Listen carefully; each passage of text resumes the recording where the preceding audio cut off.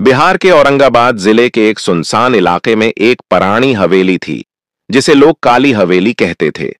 गांव वाले कहते थे कि वहां एक काला साया रहता है जो आवाज नहीं करता, बस देखते ही इंसान की रूह जम जाती है।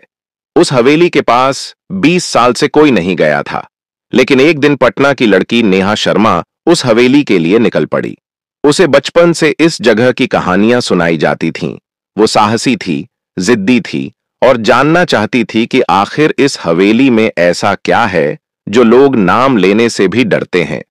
जब नेहा हवेली के गेट पर पहुंची तो हवा अचानक बहुत भारी हो गई। लोहे का पुराना फाटक बिना छुए धीरे धीरे कराहता हुआ खुद ब खुद खुल गया, जैसे हवेली उसे अंदर बुला रही हो। नेहा ने टॉर्च जलाई और अंदर कदम रखा।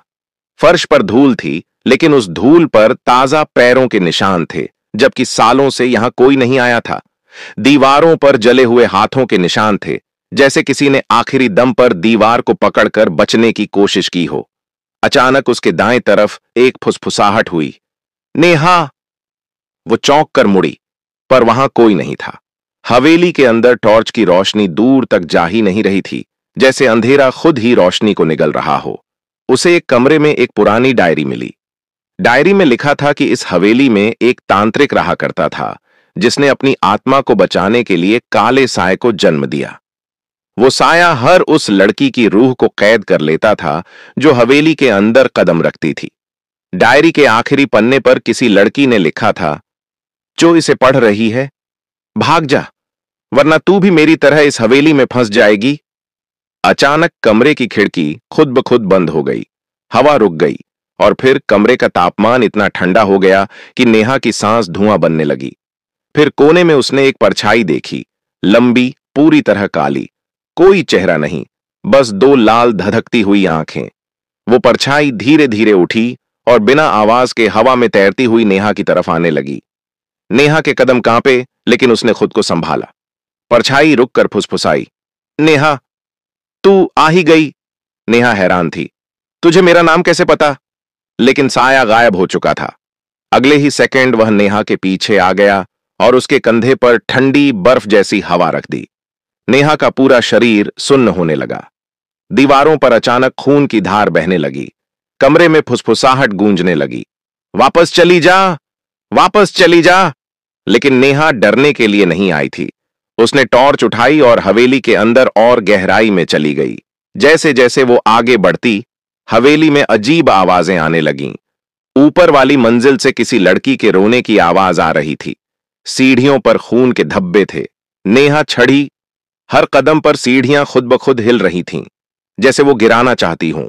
ऊपर पहुंचते ही अचानक एक दरवाजा अपने आप धड़ाम से बंद हो गया और टॉर्च की रोशनी झपकने लगी। रोशनी के हर झटके में नेहा को वही काला साया अलग अलग कोनों में खड़ा दिख रहा था, कभी सामने, कभी बाईं तरफ, कभी बिल्कुल पीछे। लेकिन रोशनी स्थिर होते ही वो गायब।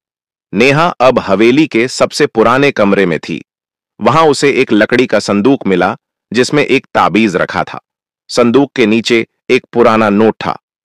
इस ताबीज से काले साए को कमजोर किया जा सकता है, बिना ताबीज के उसे कोई नहीं हरा सकता।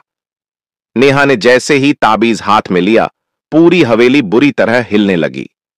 काला साया इस बार सामने आया, लेकिन अब उसका आकार उतना बड़ा था कि पूरा कमरा अंधेरे से भर गया।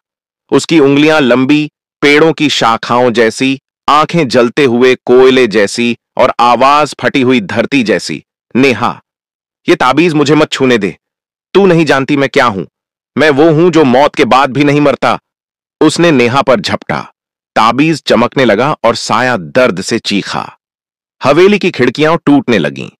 दरवाजे अपने आप खुलते बंद होने लगे।